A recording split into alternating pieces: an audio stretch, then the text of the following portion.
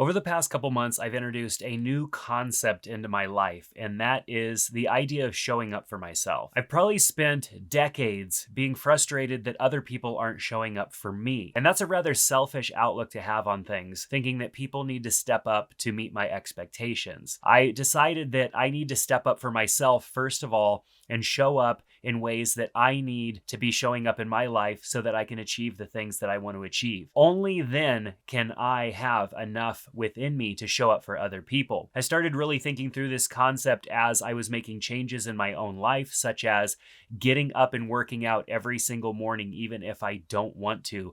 And I feel like I just would rather stay in bed, deciding to eat something more healthy when there's a much better and tastier option for me that I could go to. There are lots of different ways that I've decided I need to show up for myself, as opposed to showing up for myself in a different way. And really, we're showing up for ourselves one way or another. We're either showing up for ourselves out of strength or we're showing up for ourselves out of weakness. And that's what I'm going to talk about in this video. And I'm going to use a lot of examples from things that I've been changing in my own life in hopes that maybe there's some inspiration for you in there, because this is a relatively new concept for me. And it might not be for you, but maybe there's something in here that will help you out. So make sure to have that comment section ready down below to share any thoughts, questions, ideas that pop into your head, because I'd love to learn from you as well. So the way that we want to be showing up for ourselves is out of a position of strength. We want to be showing up for ourselves, doing things that position us to move forward, to achieve our goals, to live up to the expectations that we've set for ourselves. And those require making decisions from a place of strength. And strength comes from having built resilience. Resilience is something that we build over time by showing up for ourselves continually. The more we show up for ourselves out of strength, the more resilience that we have. That means it's easier for us to do it every single time. It is a perpetual thing. You do it once, makes the second time easier, which makes the third time easier, which makes the 100th time easier. And by the time it becomes habit or routine, it is much easier to show up for yourself out of strength than it is to give in to the ways of weakness that perhaps kept you from achieving the things that you wanted to achieve in the past. So there are lots of different ways that we can show up for ourselves. For example, facing challenges head on as opposed to putting those challenges off or backing down from them. We often have a lot of things that come into our lives. Sometimes we invite those things. Other times they are thrust into our lives by the people that are around us.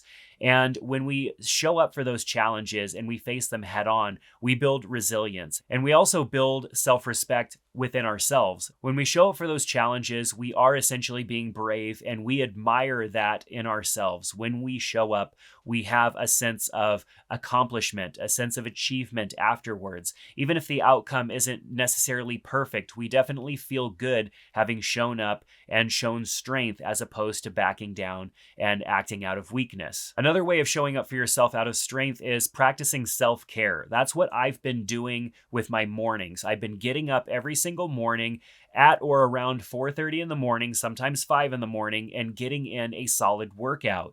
I started out 2023 wanting to get into running. I've always hated running, told myself that I was not a runner, that my body was not built for it, that my body actually hated running, and that was a record that I was playing in my head on repeat. And I think part of me knew that that was just out of laziness. I was not wanting to do the hard work to figure out how I can actually run a longer distance. I had goals that I wanted to reach that had to do with running, and I was telling myself that I was not a runner. So I finally got out of my way and showed up for myself by figuring out what I needed to do in order to run. And it's been a challenging/painful year of learning how to run and figuring out how that works best for my body. What do I need to do for myself so that I can show up and get in a run every single morning? And that self-care is not just physical. It's not just making sure that I do some stretches before I run and that I pay attention to how I'm running so I don't hurt myself while I'm trying to run longer distances. It's mental work as well. It is making sure that my head is on straight, that I don't have any negative thoughts going into this, that I don't allow myself to instead show up out of weakness, which means I'm probably not even going to go downstairs and get on the treadmill in the first place. Self-care also means taking a day off when you need it. There are times times this year when I wanted to make sure I was showing up for myself to run every single day when I should have taken a rest day, and I should have been okay with that. My body definitely let me know when I needed a rest day, and because my body had to let me know, I was, of course, discouraged, and that set me back as well. So I need to be able to show up for myself and be okay with taking a rest day and looking at that as having shown up for myself out of strength instead of out of weakness. Pursuing personal growth is another way that you can show up for yourself. And I've read hundreds of books, some of them in the self-help personal growth category, and every time I looked for a silver bullet, what is going to fix my problem? Whatever my issue is, and I'm not able to show up for myself, this book should be able to fix it, right? I don't know if you're like me, but you maybe read through a book with all of this expectation that you're going to get a fix out of this book and it's going to solve your problems. And then you get to the end of that book, and though there were some good quotes and some good ideas in the book, you are not implementing any of those. You're not showing up for yourself in a way where that author is encouraging you to, and then you don't get the intended result. That definitely has happened to me for a very long time. And so now I'm looking at books a lot differently. I'm taking action steps out of the book and applying them to my life because that book wasn't written directly to me. It's written with a specific outcome in mind. And if I want that desired outcome, I need to figure out how to match up what that book suggests and pair that with my life and what works for me. That means doing work beyond the book, which a lot of times I wasn't doing and now I am doing. I show up for myself out of strength by taking ideas from the book and figuring out how to implement them in my life. There are definitely benefits of showing up for yourself out of strength instead of weakness, because when you show up for yourself, you are building long-term self-respect for yourself. There's a lot of times we just don't respect ourselves because we fail ourselves over and over again. We don't show up for ourselves. We show up out of weakness. We don't do what we say we're going to do, and we lose respect for ourselves. We know that we're going to fail. We know that we're not going to deliver on our own expectations or maybe even on the expectations of others, and that deteriorates our self-respect, which makes self-esteem really challenging to have when we need to draw from that. It also produces sustained energy. When we are showing up for ourselves out of strength, we have energy to move forward. We have a mission, and when we have a mission, we know we need to make movement forward. We know we need to constantly move forward. We have goals that we need to achieve. We have an end result we are reaching for, and it's easier to sustain energy when you have a mission and when you are on task, showing up for yourself out of strength, than when you are showing up for yourself out of weakness. And it also leads to a desire for continued personal development. That has been the track that I've been trying to be on for my entire adult life,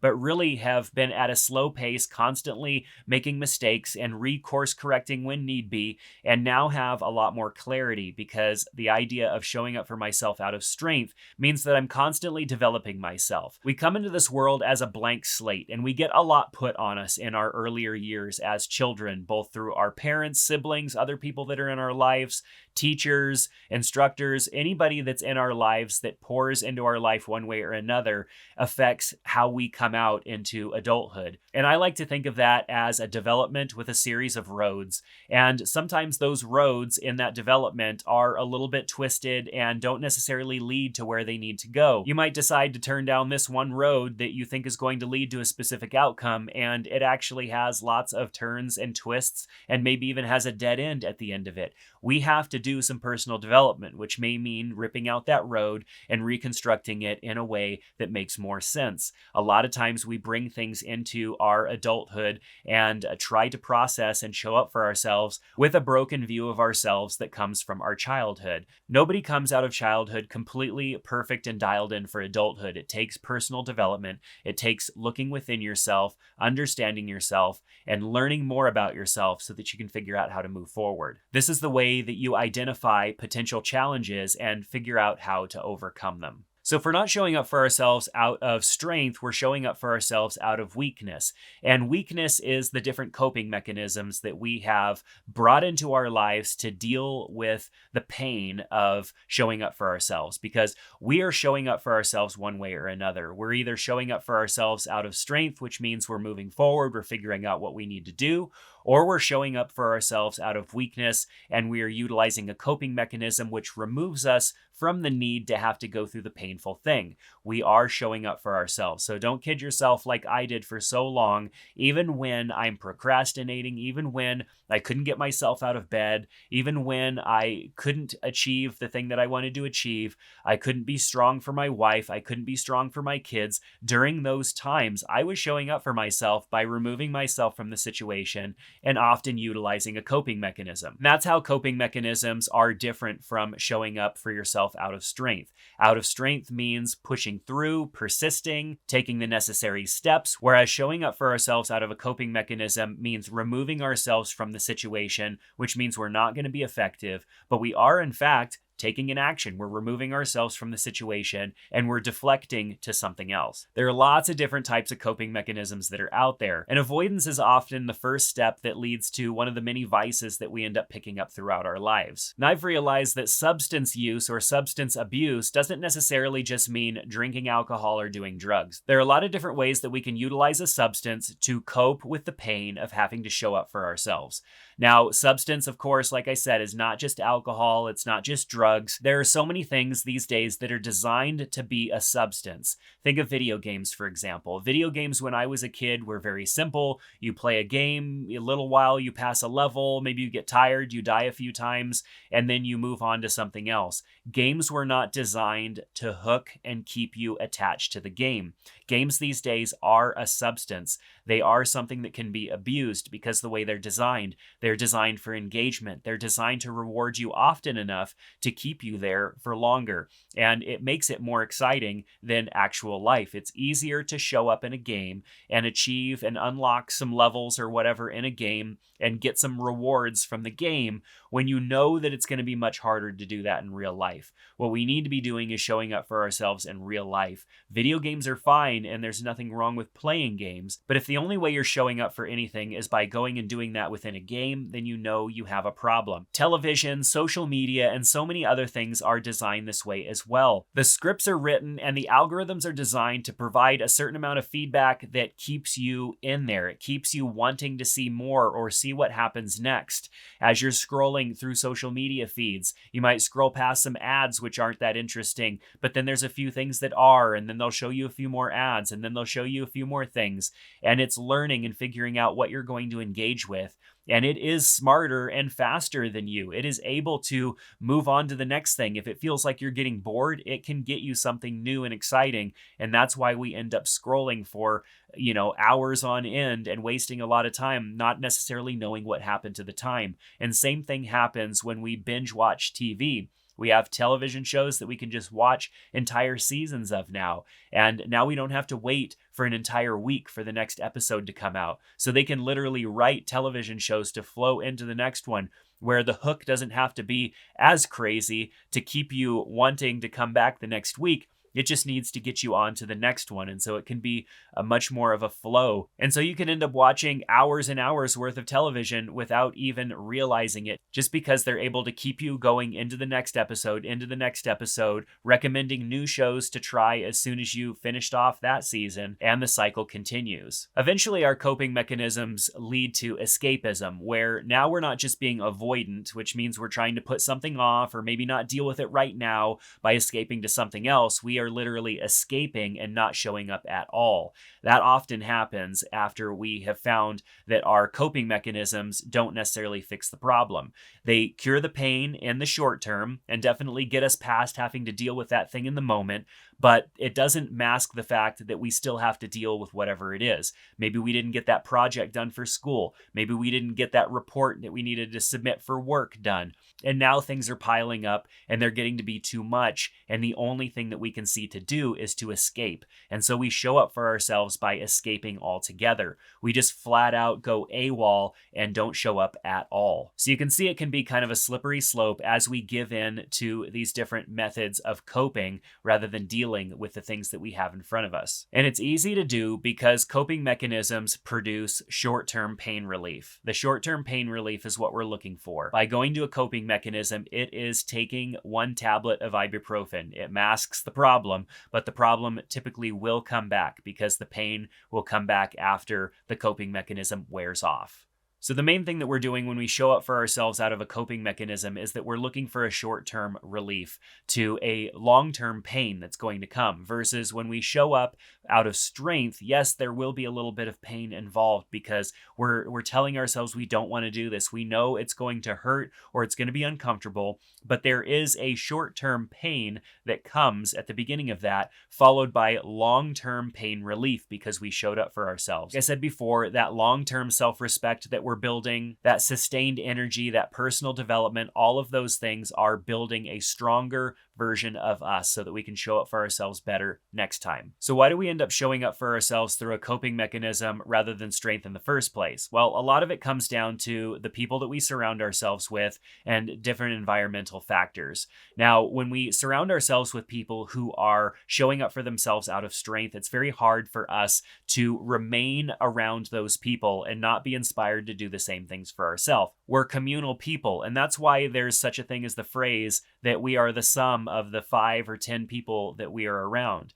We are going to be about what the people that we surround ourselves with are. We're not going to really be able to achieve much more than they are because it's hard to have the same motivations in life as the people that you're around. And this can take place in all areas of our life, from our homes with the people that we live with our families, to the people that we work with, that we spend time with every single day in work, those conversations that we have, and even the general culture of the environment that you live in. So if you're trying to build resilience, you need to be in an environment where that is possible. It's very hard to build resilience when everything around you is negative, because it's often the feedback that you're going to get is negative. You're not going to get encouragement out of people who are showing up for themselves out of weakness. So what are some strategies that we can apply to make sure that we're showing up for ourselves out of strength instead of weakness? Well, for me, one of the early things that I did was start going to a counselor. I started seeing a counselor, which was something I definitely didn't want to do because I didn't want to dive into my past. I didn't want to talk about my problems,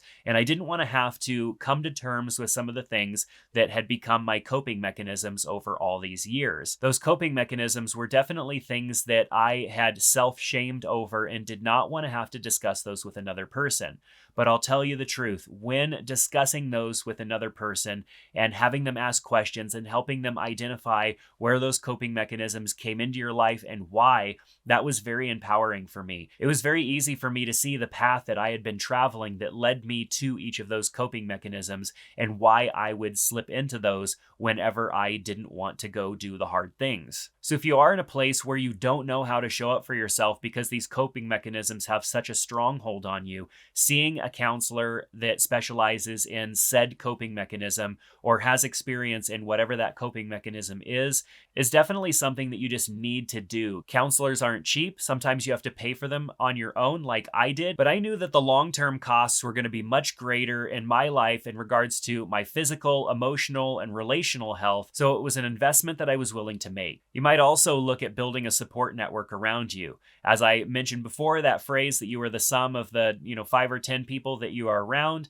try introducing some people into your life that are doing the things that you want to do, that are showing up for themselves, and be very open with them and say, hey, like, I am not where you are, and I am not going to be a person that drags you down, but I definitely want to glean from your energy. I want to learn from you. I want to mimic what it is that you're doing in your life so that I can show up for myself every single day. So in regards to fitness and health, it might be trying to identify that person at a gym or hiring a personal trainer, somebody that you can communicate with and work out with from time to time, and someone that you can text or communicate with when you're having a moment of weakness, such as going out and getting 3 or 4 double cheeseburgers because you're having a bad day. And I also highly recommend journaling, because developing self-awareness and understanding what's taking place in your life and being able to revisit those things is super important. When you decide to show up for yourself through a coping mechanism, you're not necessarily writing to memory all the steps that it took for you down that slippery slope that got you to that coping mechanism. And after you've partaken in whatever that coping mechanism is, you're usually feeling shame and you're not really feeling reflective and wanting to write down all of your thoughts and understand why this happened.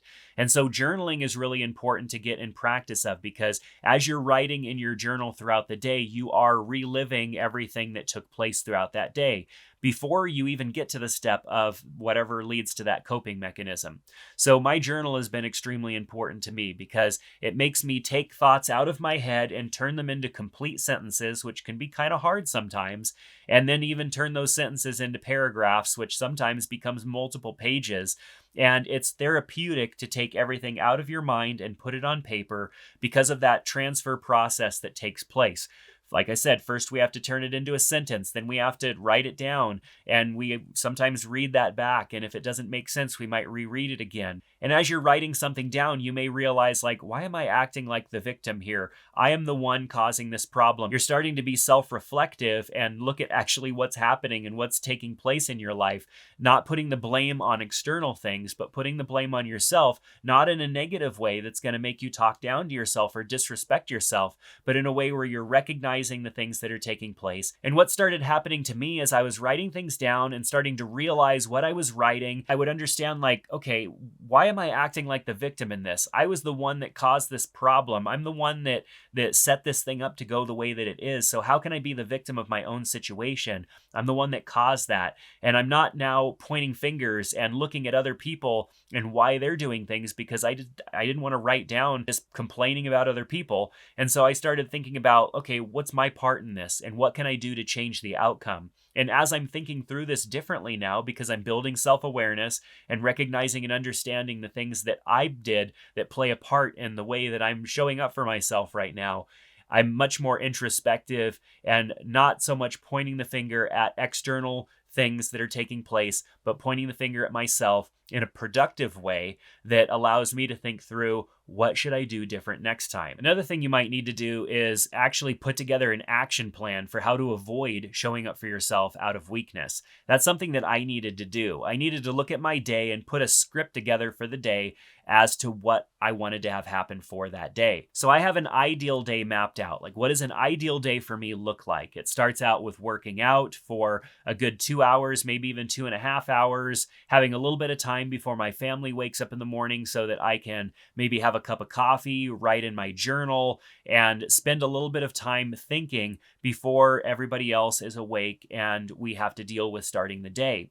And then starting the day, knowing that I have more bandwidth to work with because I had that time. I wasn't just woken up out of sleep and now I've got to spring into action or maybe spring into something difficult. I had a good start to my morning, and then the rest of the day can take place. And I have little checkpoints throughout the day as well to kind of help make sure I'm being mindful of where I'm at. A lot of them are alarms that I actually have set on my Apple Watch, which go off and ask me a question about where I'm at in that moment, and they're extremely useful. Now, I own my own business, and I'm a husband and a father of 4, and not all the time are my days going to go according to plan. As a matter of fact, I'd say maybe 10% of my days go according to plan. There's always something that's going to be kind of jumping into the schedule, changing things up. And when I am often showing up for myself out of weakness, I don't have the strength and the bandwidth to be adaptive to the changes that are going on in my life. A lot of times I get very frustrated, I get upset, and I'm not showing up for my family because I'm not able to adapt. And that all starts out with how I start my day and how I progress through the day. So when something comes up that normally would derail me, I have enough momentum and enough strength to stay on track and move forward without it affecting my attitude and my ability to show up for others. So if I want you to walk away with one thing, it's the fact that you're going to show up for yourself one way or another. You're going to show up out of strength or you're going to show up out of weakness. And it's often when you show up out of weakness that you're going to go down a road that leads to some sort of a coping mechanism, probably something that you're trying to escape and not do anymore. And that coping mechanism is probably something that you've been trying to quit doing for a very long time. So you need to learn to show up for yourself out of strength. And I hope that I was able to help you identify a few different ways that you might work showing up for yourself out of strength into your life. And I'm definitely going to talk a bit about this more.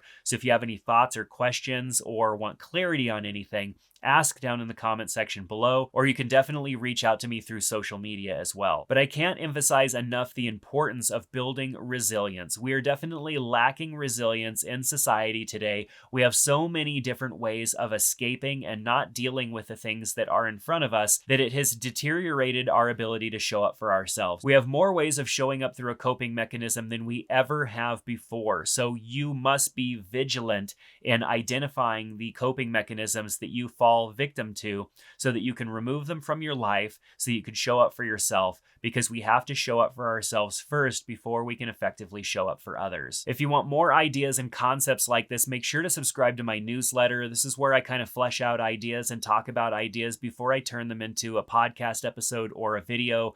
And it provides a much more fluid way of maintaining communication with everybody because of algorithms and all that crazy stuff. So go to jared.link/newsletter. That's JERAD.link/newsletter and sign up so that you can get access to my Field Notes newsletter. But that's going to do it for this one. Thanks so much for sticking with me all the way through. I hope you found this information as valuable for your life as I have for my own. Make sure to connect with me one way or another, and we'll see you back in the next one.